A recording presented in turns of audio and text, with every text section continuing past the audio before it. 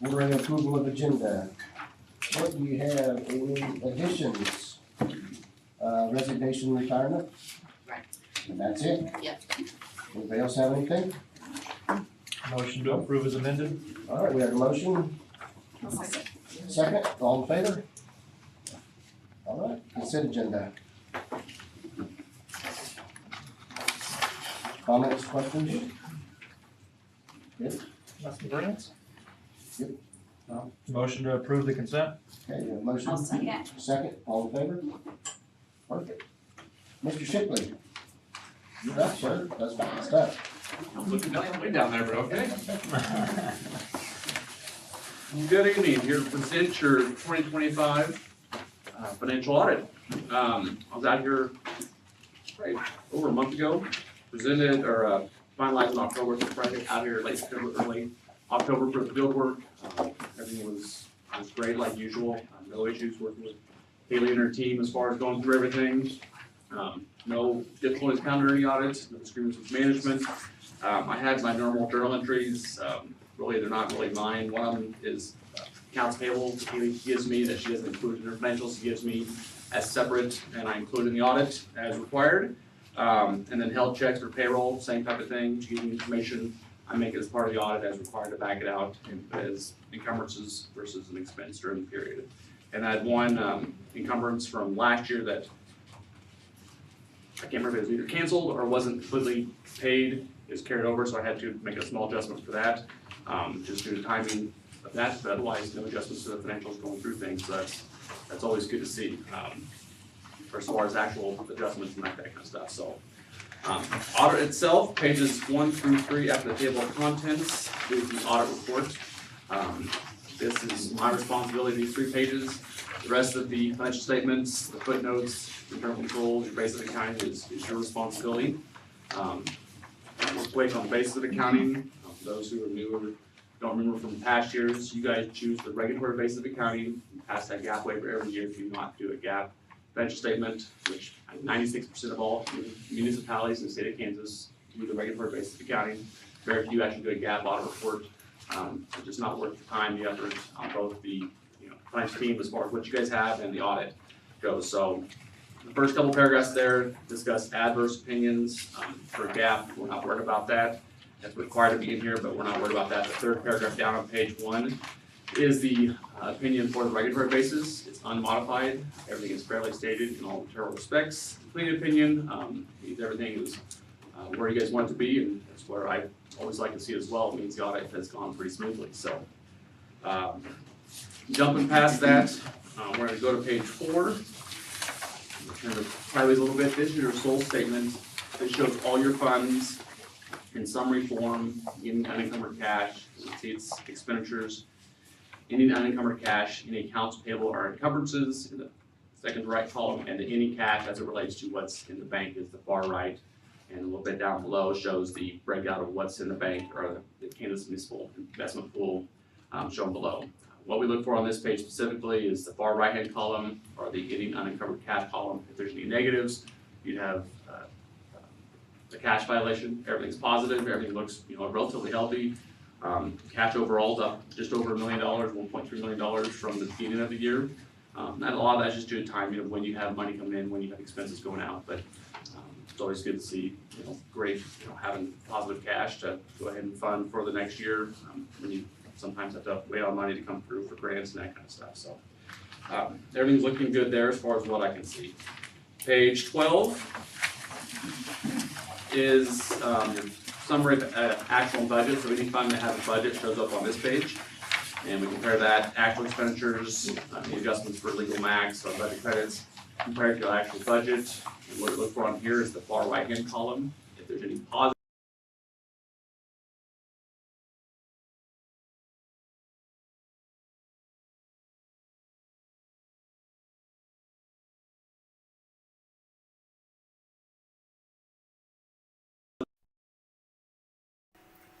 Last thing that might change for next year is page 37. And this is kind of a summary of the whole audit as far as both the financial side and the single audit side. If you have a single audit, you've had one for years, which is federal funds received and expended during the year, and that's what your audit on is what you expend, what you spend during the year. It's kind of a summary as far as the financial statement piece at the top, adverse for GAAP, which we talked about, unmodified for the regular basis.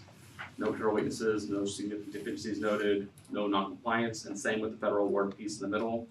I audited the child nutrition cluster as your single audit this year. And it's right there, it says type A programs or threshold is 750,000. That was for June 30, 2025. Time your June 30, 2026 rolls around, threshold is $1 million. And you guys had $914,898 of federal expenses during 2025. So if you stay below $1 million, all that has to do with, food and different grants, that kind of stuff that comes in. If you're below $1 million in federal funds for 2026, you will not need a single audit.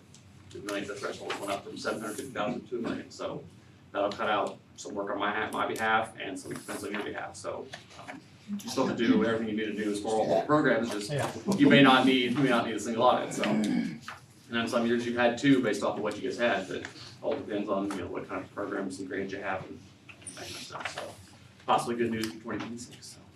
So that's kind of the audit. A little more detailed than usual, but the information thoughts you guys need to know. Any questions, concerns, thoughts? Thank you. Thank you. Sheila? Thank you.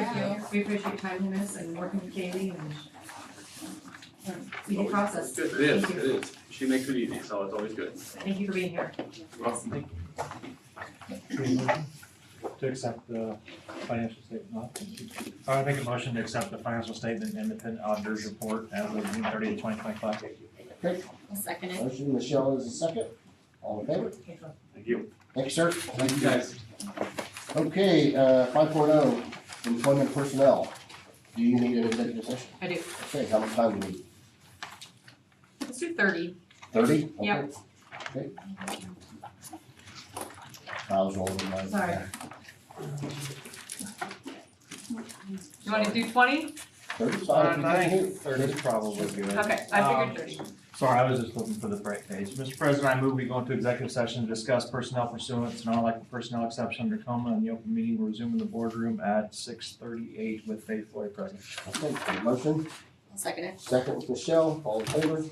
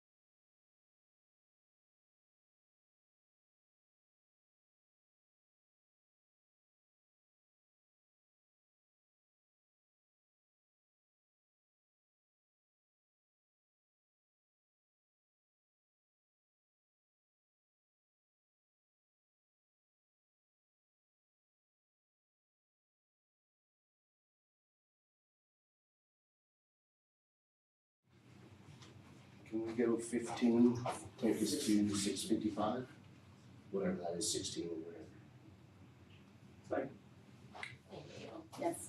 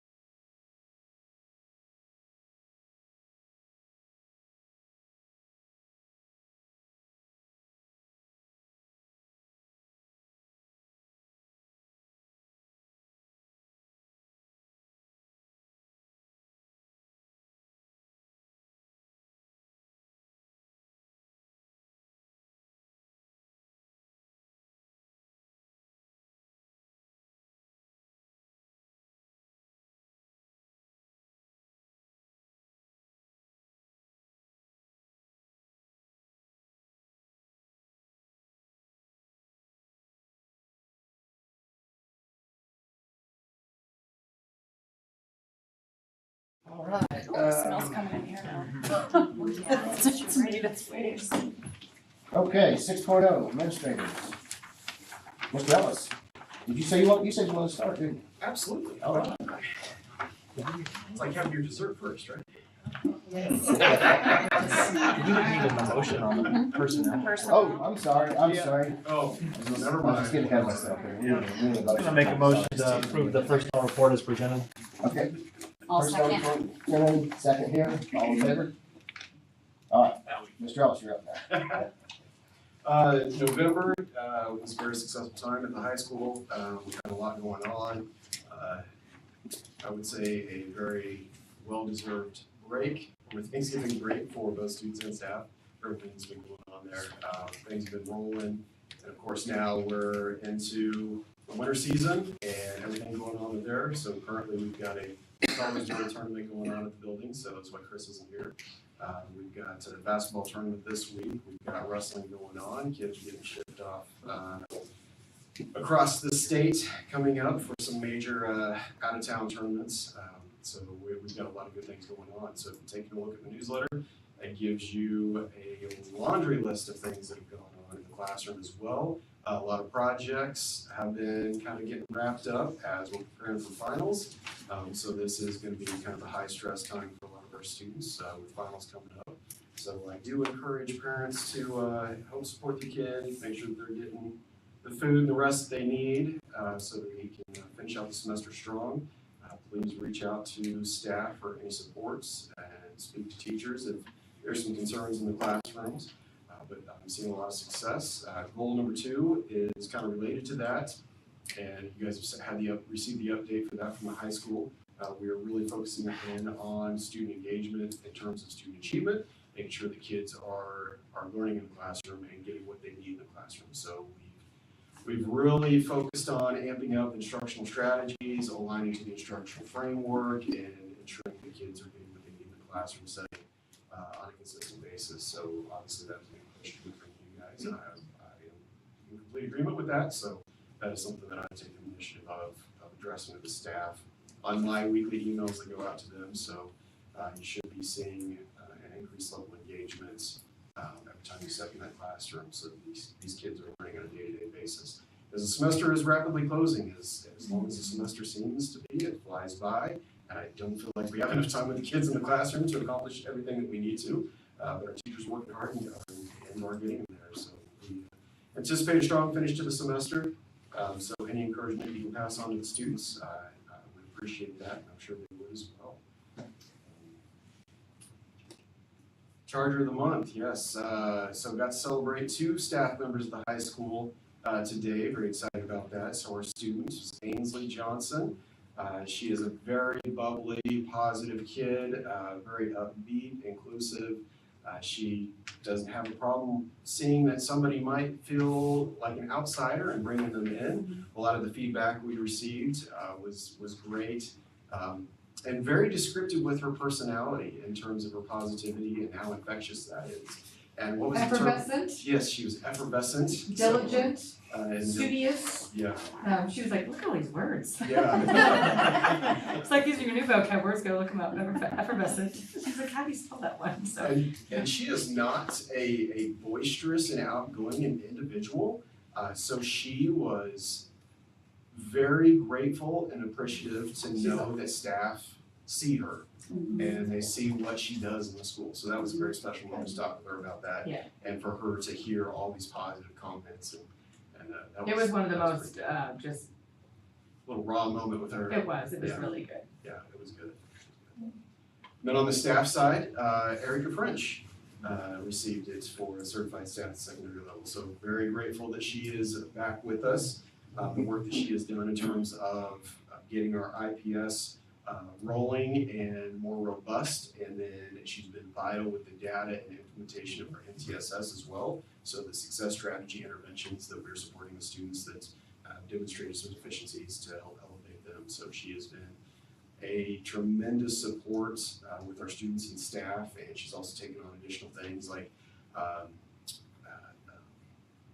independent studies So she's been helping our students with their Allen County work, that if they have online programming, that they're working through as well. So she's hit multiple roles and is just tremendous, so very well deserved.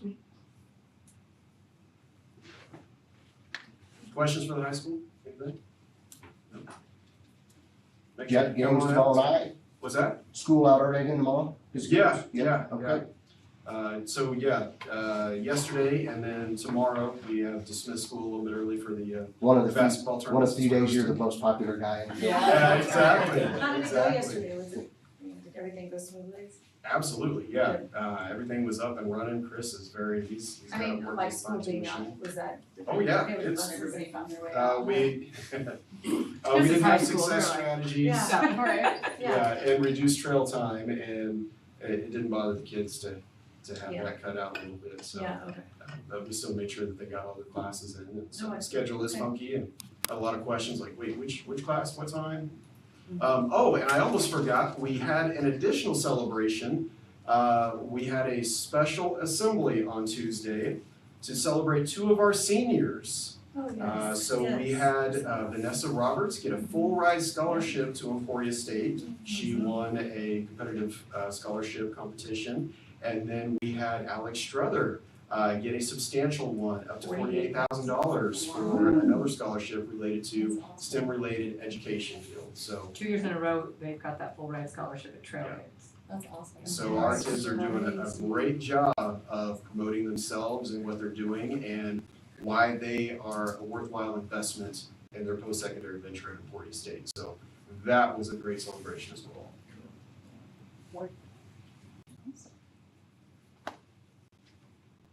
Follow that up. Follow that up. What matter? No, November's been a whirlwind, like Kyle said, it just flies by. Had a lot of events going on. We had the Veterans Day Assembly on the 11th, had a great turnout for the Veterans Day.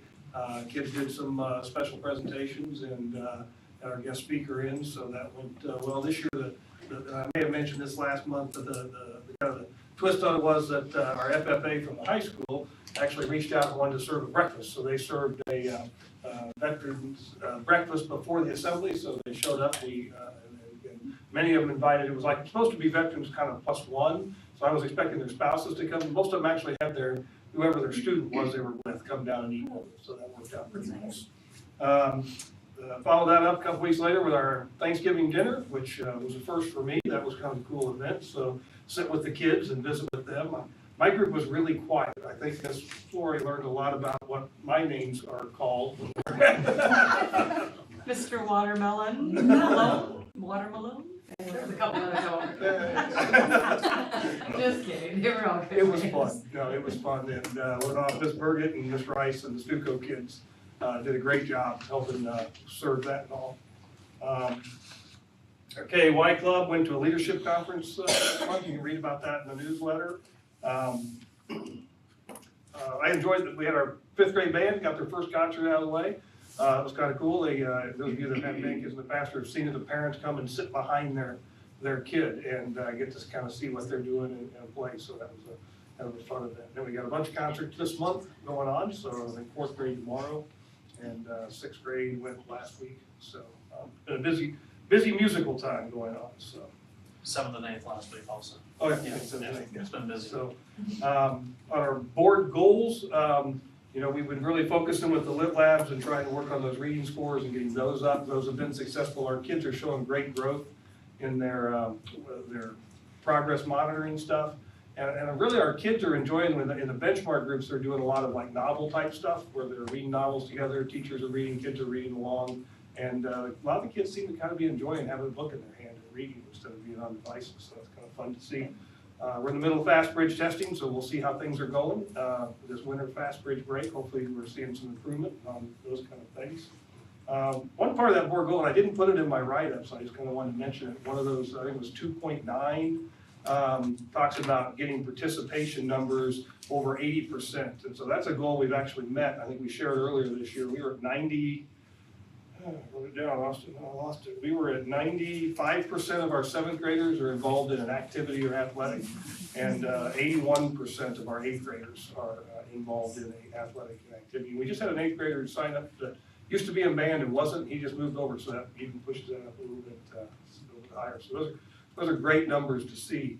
And I'll let Austin talk about all the activities. Yeah, lots happened, since the last meeting. Our seasons are super short at the middle school, so I had to write some stuff down. So girls basketball, eighth grade, finished their career 32-0 over 2 years, back-to-back league champs. That was November 21st. Seventh grade, girls basketball finished third in the league this year. Not bad for a bunch of wrestlers. Play basketball, so pretty good.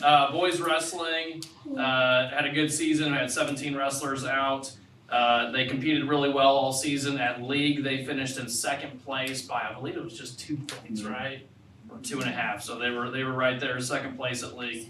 Boys basketball and girls wrestling began last week. They've been practicing, or boys basketball has been practicing. They tip off their season January 5th. Girls wrestling actually started their competitions this week. We hosted Wellsville, Prairie View, and Onega on Monday at CAC. So that went really smooth. They wrestle tomorrow at Burlington, and then they finish their season next Thursday already. So It's fun to watch junior high girls wrestle. It's so fun. Yeah. Loved it. It was fast too. That they moved through those matches. yep, we were in and out. So Yeah. 1 minute round. Yep. And our charger of the month this month was Daxton Kincaid. Second month in a row, our charger of the month came out of Miss Gregoire's class, so we must have stacked her class, which was really good. Daxton's was reported as just a great kid, hard worker, helpful with his classmates.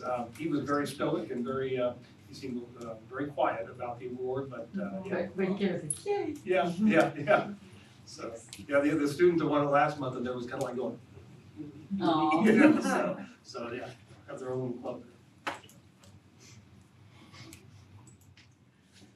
Okay, we have also had a busy month. We are in the middle of our music concerts. We had K1 earlier this week. They were the most precious things you could have ever seen. It was so adorable. And then we took those students to Brookside today, and they performed for the residents there. Ashley Ball took some pictures and shared some video with me, and it's just so heartwarming to see all of that and the kids interact with them. We need more of that in our lives, I think. We will have our second and third graders. They will perform next week, and then we will wrap all of that up, and then she will be on to new and exciting things. Our music teacher's phenomenal. We are also in the middle of our Fast Bridge testing. We have completed most of our math testing this week, and we'll roll into reading testing next week. I am so confident that we are gonna meet our WIG. I already booked our reward for that. We're having a magician come in and perform for us. I think that's something the kids don't get to see a lot, so they're very stoked about that. I was trying to see what else we had in here. We also will have our Christmas feast coming up. That will be next Wednesday. That will be second and third grade. We always split those because we have so many guests come in. We did K1 this time for Thanksgiving, and we flip-flop those. We usually add about anywhere between 150 to 200 extra people in our building for lunch, and this last time I gotta give a huge shout out to our kitchen staff. It went the smoothest it's ever been. We have a phenomenal kitchen staff in there. They've done such a great job. Board goal 2 for us. Am I that boring? See, it doesn't look like that. Board goal 2, I tried to put new things in there just for what we are doing. So something new we're doing this year under increasing student learning opportunities is IPS. With our specials teachers, every quarter we focus on a different grade level. And so this quarter is second grade. We are actually partnering with the high school next week. The financial literacy class is coming in, and they wrote books. They took financial lessons and turned them into children's books and then illustrated them, and they're coming in to work with our second grade groups and share that information with them and then do an activity with them. So it's really fun to partner with the high school whenever we can, and then they get that 20 days of individual plans of study based on whatever standards they are each quarter. So that's been nice and just another learning opportunity for them. I'm gonna chime in on that really quick. So one of the examples is they were supposed to model after a children's book, so one of them is The Three Little Investors. You should definitely get one to come present to the board. They were super cute. We did a tour of the high school this week and they stopped us and showed us their books and they were cute. For analyzing and improving current student achievement levels, we always do our WIGs, we set them, kids set them, we have our wildly improvement goals, we have classroom ones, and then we have our building ones. But in addition to that, what we have done this year is Mrs. Greenkey has partnered with the State Department on the PRISM model, which essentially means she is working hand in hand with the state and KU as they look at interims and how those are beneficial for kids, what changes do we need to make, how we can use them to impact our instruction. The last meeting I was absent, but Mrs. Flory was able to sit in, and Mrs. Greenkey has done a great job with this and is really giving them feedback that I think that they're listening to and will make changes. For example, just one of them being in 3rd grade when we get to the state assessment and interims, they have a variety of ways to answer the questions. Sometimes it's drop down, sometimes it's cross out, sometimes it's multiple choice, sometimes it's fill in the blank, sometimes it's more than one answer. And so there's so many choices, and one of her feedback suggestions was, could we scaffold that in as the students get older? That's something very overwhelming for first-time test takers. And they were like, wow, that's a great idea. And so I think that they're really listening to her. They came in and watched her give the interim. They're talking about how we utilize the data. So this has been a great partnership for us as we dive deeper into interims and how they help us prepare for state assessments. And then the last one I wanted to talk about was we do all of our walkthroughs. I wanted to just highlight for us that we have really been stressing obviously urgency to education, but using our curriculum that we have provided for them to use. And so as of 12/2, so December 2nd, between Carrie and I, we have done 96 walkthroughs, and 88% of the time, so 84 of those 96 walkthroughs, we are always seeing them utilize our curriculum. And that's also knowing that sometimes I go in there during inopportune times, or it might be just something that they've tweaked or had permission to do, but I felt like that has definitely from 3 years ago to the time we're at now, that is just a drastic increase, and I think we're seeing changes in our test scores because of that. So that's December, and then we raked it in for charges of the month in my building. You did. We had classified, and then we had the pre-K through 5, and then we also had the student. So I'll start with classified staff. That was Stephanie Bannister. We never replaced Megan when Megan left us, but she did a great job training her up, and Stephanie has just embraced this role. She has been a great face of the front office. She is always learning, always asking questions, helping the staff whenever needed, and so that has just been can never be an easy change, but she has made it as easy as possible for us, and so we are very thankful. I came in, I was at a meeting, and so I missed her announcement, and she was so excited that she was like screaming, and she's like, look what you missed! I had to do my own drum roll. So I had to hide it from her because I'm sitting there using her phone. She's looking at me, and I'm like, and the classified, and I say it. She's like, she's this close to me. She's like. She was so very excited. She is such a hard worker, and she's a person that will take on any task, and she's not afraid to ask questions and learn how to do it. Our certified staff member was Ann Fall. Essentially, the embodiment of Ann is just that she's a charger. She supports the chargers. She's a great teacher. She's at everything. She's a charger at every level. Even tonight, she actually just messaged me, and she was like, hey, I'm working the Scholar Bowl.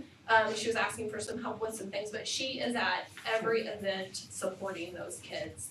And I think all of the kids know her and appreciate her, and we are just so very thankful. And, you know, she's a great teacher. She's always with those kids. She has relationships with those kids, inside and outside of the classroom. And so it's And we've asked a lot of her. She went from para, Yes. did that para to teach program. She switched grade levels last Yes. year. She head coached for us this year. So Yes. she has not told us no yet. She so has we'll try not. to She's a find- yes ma'am. She is. So she's done a lot to take on just a variety of roles, so. Anyway. And then I saved our student for last. Our student of the month was Oliver Combs. I don't know if you all know Oliver, but first and foremost, he is a boy's boy. He's a rambunctious little boy. I think everybody who meets him loves him. He just has the smile and the personality and everything that just embodies just a little farm kid that just loves life.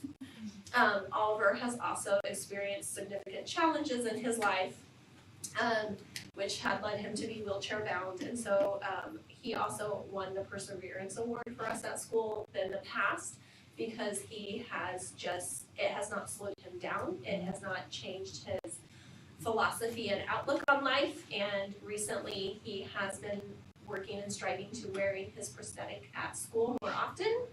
And I think probably every staff member was moved probably to close to tears because we had the concert the other day and he said, I want to be up there, I want to stand with my class, and he did. And On the top row. On the very top row. And it has just been God's greatest gift for us to watch him go through all of these things and embrace it. And I'm sorry, I'm gonna get emotional because if you don't know him, you need to meet him. He is a phenomenal person, and we can all learn how to be better people by just watching him. So, but anyways, so I had to save him for last. But okay, that was it. That was my first. You're up. Okay. Scranton is doing great. Our preschool is thriving and moving along. We have had to kind of change things up a little bit this year with 3 teachers, but we've made it work with navigating 3-year-olds, 4-year-olds at risk, special education needs and everything, and they've been really flexible this year, so I'm very proud of them. We're still working on integrating a good alignment of teaching and learning to be kindergarten ready with our fast bridge testing, using some of the reading curriculum that they use in kindergarten. We use components of that, and then our new math that we use at the preschool. So they just were in collaboration the other day talking about all those things and looking at their data and whatnot. So very proud of the preschool team for continuing to grow and really push those pre-academic skills as well as supporting students in their social and emotional learning, which is the biggest part of preschool, which is getting kids ready for the routines of school. And then from the district level, as an administrative goal, I have really taken a laser focus on teaching and learning, and our AdCab has really tried to narrow down our focus and spending a lot of our time talking about instruction. And I've had Carrie really dive deep with our principals on thinking about what we're looking for in our classrooms and really engaging them in the instructional playbook that Dr. Mugridge has developed as a tool and a foundational, vision for what we are as an instructional institution. So the admin team and us, our last 2 meetings were hard drive and instruction. We were there for 4 hours, and most of that meeting was about instruction. And then I have put a task on all of them that we are doing collective walkthroughs. So we are walking through together as an entire administrative team into every building in this district so we can see teaching and learning from preschool all the way up through 12th grade. And we all do it together. We come out, we talk about what we saw, because we all see things differently than what teaching and learning looks like to us. So it's been really good and eye-opening. We've started at Overbrook, we went to the high school, we go to Carbondale next, and then we'll go to Scranton last. So that's been really good and eye-opening for us to have good conversations and getting laser focused on instruction because it's not where I want it to be yet. And you guys gave a lot of feedback to us on board goal 2 that you think we're making strides. We've put a lot of resources in everybody's hands. I talked to you about this in Friday notes, that we've got all the tools we need, and now we need to just do it. And I know that you guys have high standards for that. I have high standards for that. They have high standards for that. And I know our teachers do as well. So we all have to collectively do this together and have expectations of ourselves. So we will continue to work in that direction, and I will hold them accountable. They will hold their teachers accountable. Our teachers will hold our students accountable, and we'll do it all together as a team because that's what it takes. So that's what I've got. Okay. Thank you, Nancy. Anybody have any questions? All right. Thank you. Okay, now we are at 8.1, reconfiguration discussion with HTK. Come on up.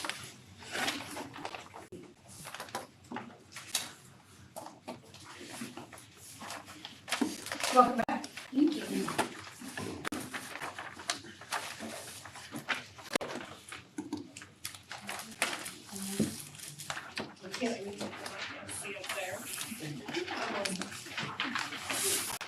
you.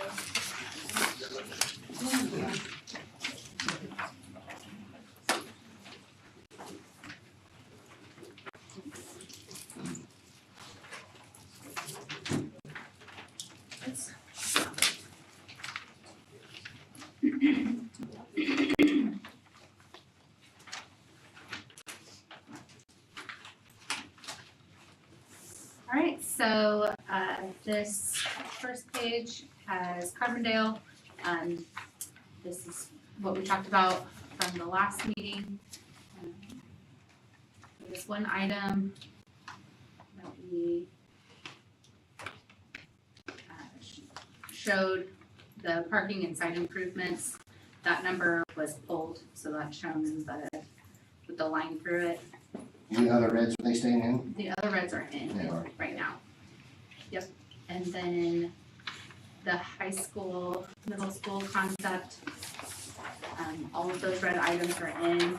And the bottom left corner, I noted the two items that we took out, the athletic storage building addition and the district office at the annex. So then class would be capital outlay.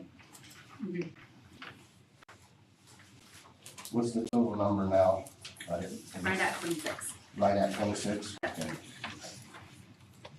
There were a few things that went up or down slightly. That's, our costs are largely based off the square footage thing, so I honed in the cost on laying out the bus drive. So that number, I put like a little red minus sign, that number went down. Because I looked at how to do that more efficiently to help with cost on that. The freezer number went down some. There was some overlap with this map room and the square footage that I had on the kitchen. So corrected that.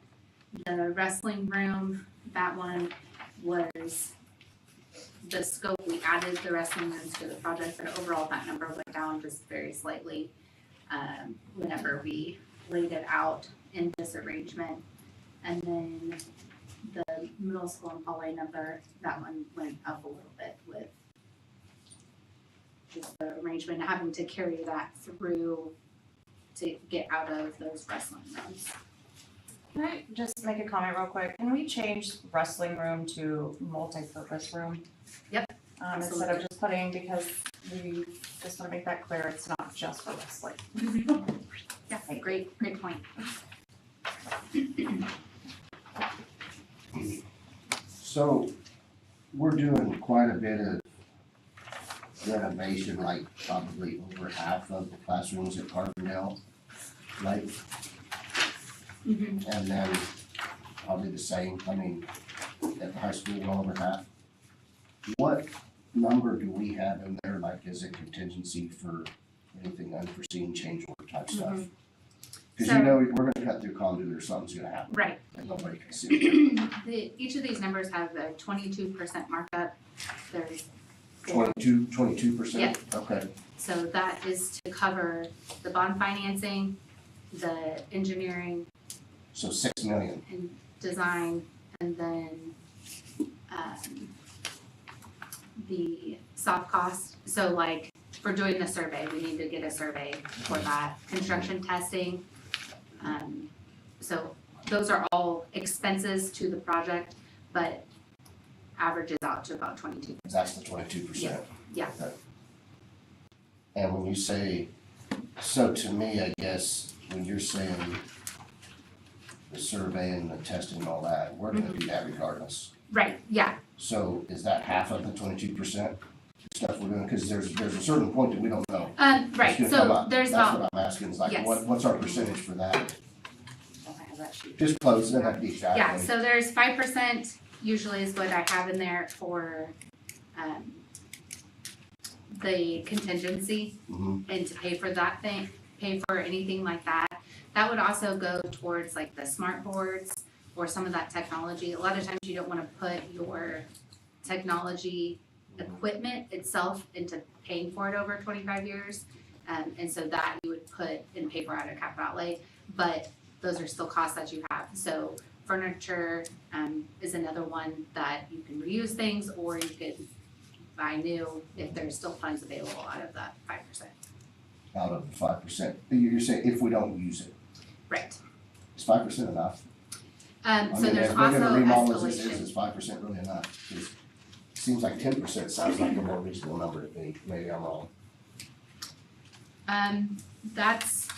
That's what we, I mean, it's just a guess, Yeah, right? Okay. right. That's what And- you've always done? We actually, so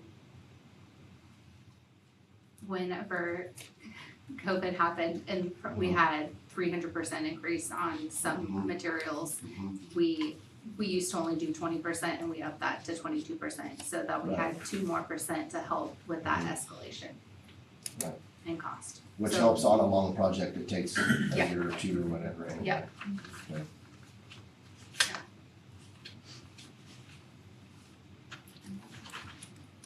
I mean, how often does that go over 5% that you see? I mean, cause it can happen, right? It can, for. I'm curious if we run a Yeah. bond for $26 million and unforeseens go 8%, well, 3 extra percent's a lot of money. Where do we get that? Yeah. We have to, that's on us, right? Right, but there's, I mean, you can scale back on some other things, if you need Well, to. I'm worried about running a building and we say we're gonna give you this and you get this because of unforeseens. Does that make sense? The Right. scale back is what scares me. We spend $26 million. When you spend $26 million, I wanna have it real nice, if that makes sense. So I'm not trying to argue with your Right, percentage that you put in there, that's scary to me. I've seen it happen a lot, we just wanna make sure. for how that was an extreme case when that happened. I mean, over time, 3% escalation a year is Mhm. on average. We had a lot then, and then it's been around 3 or 4% since that 1 year. Overall on track, that's what we're in line with, that 3% on average a year. So every bond issue I've been a part of, that's the range that we've been at, and still to this day. I guess maybe I'm mistaken on that. You're talking about inflation of materials and stuff over the years. I'm talking about we There's- remodel and we cut through the concrete and we find something we didn't know was there and it's gonna cost an extra 20 grand. And we do that 10 times.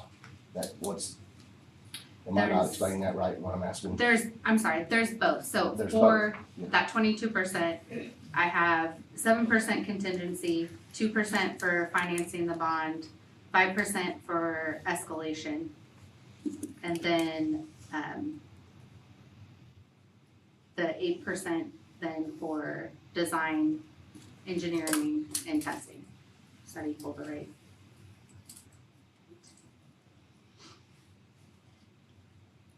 Yeah, that's 22. So it has both a percentage markup for the unforeseen as well as the escalation.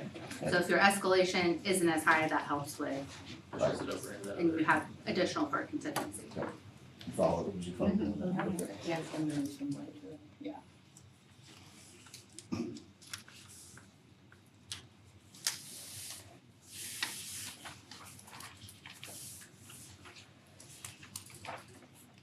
You else, Michael?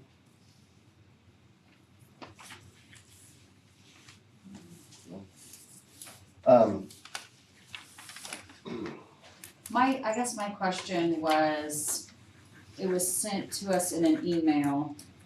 Rick, do you remember that number off the top of your head? The first 24 million, is that what you're talking about? Yes. Okay, so when you guys came to our last meeting, we came in at 22 million, and then we gave you a bunch of adjustments to come back with, and now we're at 26. Do you have kind of what square footage total changes we made that led to that? We previously didn't have the wrestling rooms in, Okay, so so that was an add. So it's mostly the wrestling room? Yeah. Add, okay. Multi-purpose room. Sorry, Sorry. multi-purpose room. Proceed efficiently to have the municipal high school budget at 22,750,000. That was sent on November 26th. When was our last meeting? The 25th. So this was sent, I guess, after our last meeting.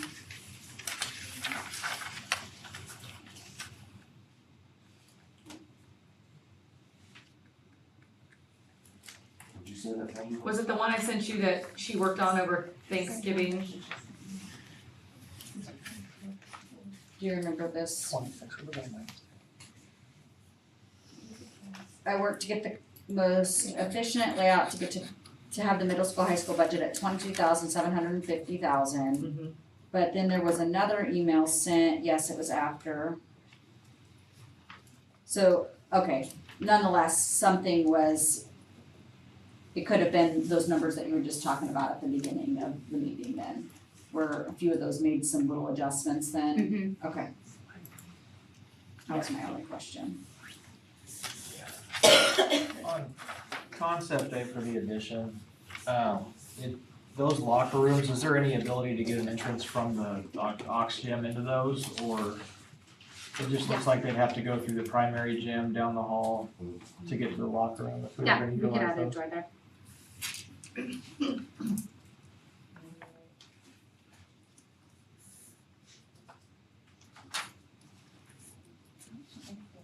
Flip it back.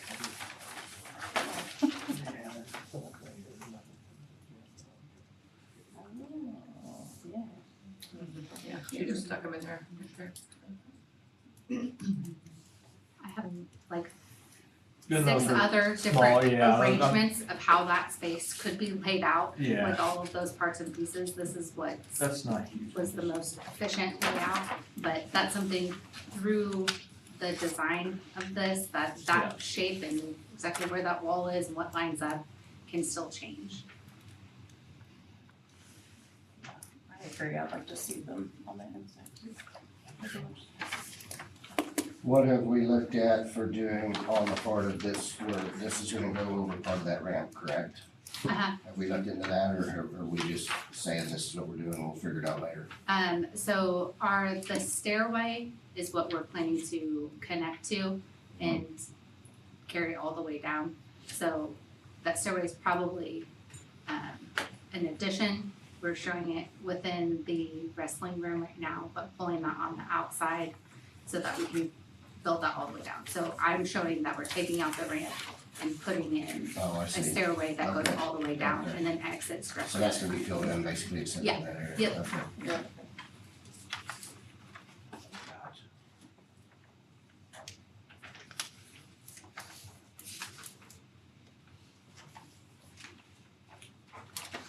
Would it be cheaper to do that, or just go ahead and cut that out and have a bigger basement in that area? Or do we even need the room down there? Does that make any sense to you? You have two No. walls on each side. You're saying You have a to, wall on that, so is this, this right here, that's the edge of the ramp, right? There's already a wall there, can that be a basement wall? And we just use that as basement since it's already partially taken out and have more square footage? Or is it cheaper to fill it in? Does that make sense? There's not much depth there. There's not a lot of depth there. But it would be much deeper than that. Right with me.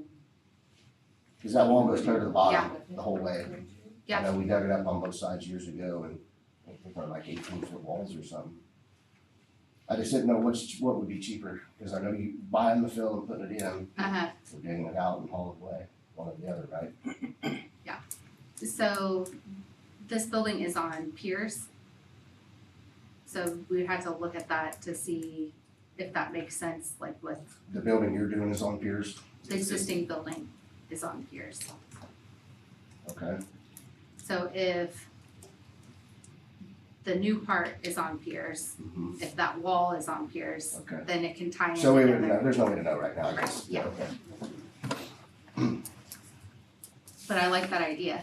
I mean, if we've Yeah, got the I walls, thought to that save it, use that's, it. yeah, cause see that, those are walls there, I thought, but maybe I'm wrong. And You guys had the original plan and stuff. Yeah. You guys- Oh, yeah. Okay. Yeah. Got it. Okay.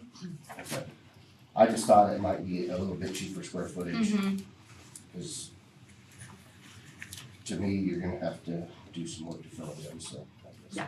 anyway. Yeah, definitely that sort of mindset all the way through this. I don't wanna be low and cut things, that's Sure, terrible time. well, and there's for some everyone. drainage down on the So- bottom of that too, in the bottom of that ramp, there's some drainage there Right. that's hooked in and Mhm. some different stuff, so that's why I was asking the contingency numbers, because that's Yeah. gonna be different, I'm sure. Yep.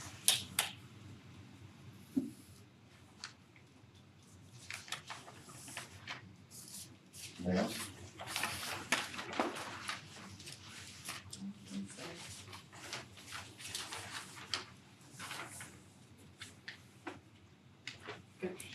You bet. Good questions.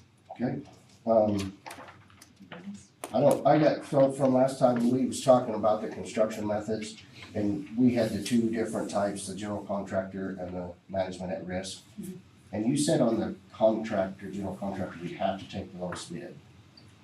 Is that necessarily true if references don't check out, or we have a better value with a different contractor?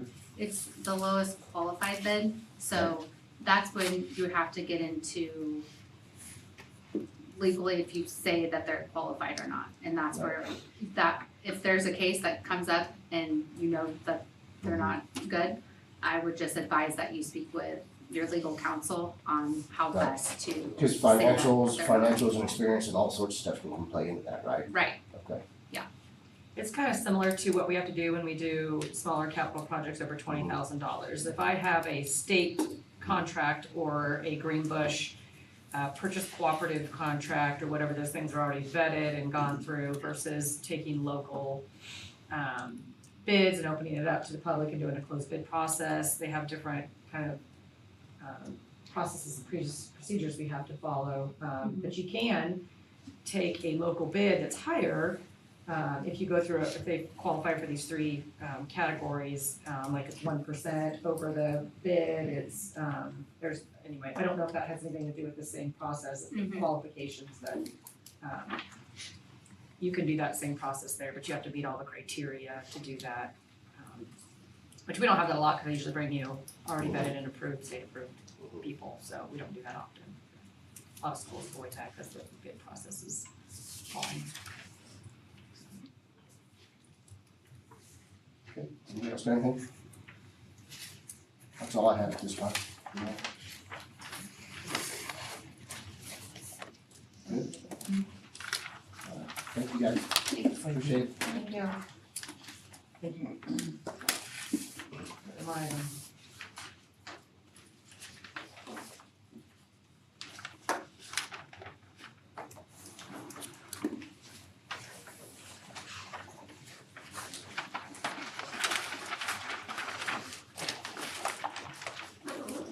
All right, that brings us to A2, consideration and approved bond election resolution. Do you have any explanation on that? Nope, there's a process for you guys to go through if you would like to call a bond election. Tanner has those documents in front of you. You guys need to discuss if you are ready to do that. If we do that tonight, that puts us on the timeline for a March election. If we get that paperwork done and a majority vote, then that will go to, send that over to KASB. And that will be that. If we don't do that tonight, then we will not be on timeline for the March election. We'd have to wait for our next election, which should be in August, correct? Mhm. Yes. Anything else you know about that we need to consider for? just that if you move your date from March to August, that's additional time of that escalation percentage, so the cost would increase slightly for that escalation timeframe. What's the timeframe in waiting? So the 5% is that not good for decision by 3 years when if we don't do it in March, Don't. Well, you just have 6 more months, so it's like, so 2.5 years now. Yeah. And when, if we didn't hit tonight, 5th of March, what would be the next date to hit August? It's August, oh, to do the August, it's 3 months before then, months, so 3 months. May, yeah. So sometime in summer. Okay. All right, anybody have a motion in a second? I don't have a motion at this time. Anybody else does, go ahead. No?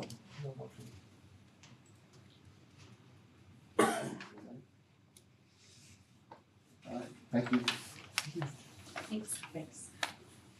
We will go to 8.3, non-resident enrollment. I am just giving you an update. I think I did this exact same update last year. January 1, we open up non-resident enrollment application. So as of January 1, we can start accepting applications for the following school year. What we do is we put an application online, a Google form, and then people can start applying. And there's that timeline for us to build our capacity numbers for May. We'll bring those to you for approval once we know a little bit more towards the end of the school year about where we're at and our projections for enrollment. And then we review all those, get records, and then do those approvals at the end of the summer. So that's So by May, you'll have the numbers off. yes, May we have to give a vote from the board to approve the capacity numbers. So I'll bring those to you in May, but we wait as long as possible so we know kind of where we're at the end of the year on numbers and what we're projecting for next year, so. That will also help to see how many applications come in as well, so. Okay, that's it. No action, just Perfect. consideration for the future. All right. Jamie, what do you have for us? Next. We had a meeting on Monday. I feel like the biggest thing is we are meeting with KASB, the group of board members and superintendents, to kind of go over the process of with KASB of looking for a new director. So that will be, January 15th. January 15th, it's a Thursday. Yep, put it together committee. Things are. Budget looks You said good. January, it's crazy that we're in No, yeah. 26 here in I know. a week, so I'm sorry.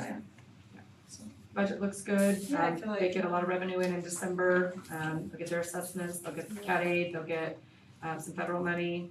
They'll then have to use that money though for quite a significant amount of time for expenses because they don't get as many allotment as we do, special education does. So they'll get another one then in March. So they've got to watch cash and payroll and things like that very carefully and expenses, so. And I feel like they are, they're keeping. But it looked really good. I Yeah, was they're keeping a very close eye on it. impressed, so. Okay. You guys got any questions? That all you got? All right, we're adjourned. Thank you all for coming.